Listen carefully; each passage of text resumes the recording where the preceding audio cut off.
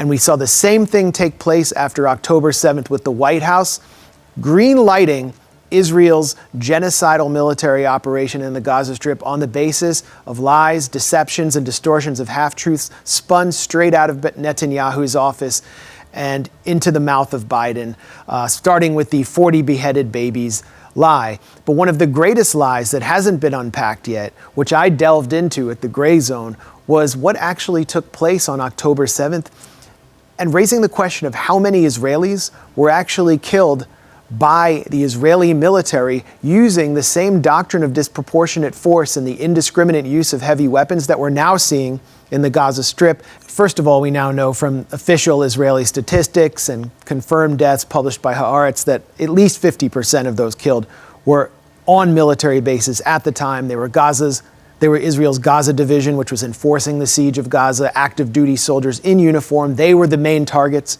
of the Hamas commando division, their elite units. And Western media never showed the video shot by Hamas and Islamic Jihad commandos by GoPro cameras of them killing these soldiers who had been previously killing them in many military operations. They turned to the killing of civilians or Israeli non-combatants in order to create political space for what was to come next, the Israeli operation inside Gaza.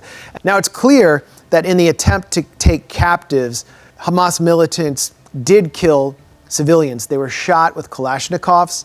Some may have been killed with grenades. Those were the only weapons they carried. But if you look at the images of, for example, the homes in Kibbutz Be'eri, which was one of the main sites of hostage standoffs, these homes look like many of the homes in the Gaza Strip, which I've personally seen covering the 2014 assault on Gaza. Totally destroyed, cooked.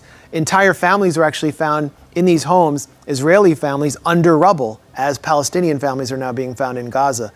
If you look at cars which were fleeing the Nova Electronic Music Festival, these cars were completely charred, melted, and many of the bodies that were found inside were also charred. And all of these images were taken and presented to Western media in various screenings and through these websites as casualties of Hamas's savagery, that they burned people alive, that they burned entire families alive. And what's absolutely clear and confirmed is that the Israeli military shelled these homes in Kibbutz Be'eri with tanks under orders from the top to, as one kibbutz security coordinator named Tuval Eskapa put it, to shell the homes on top of their occupants, even if they were Israeli.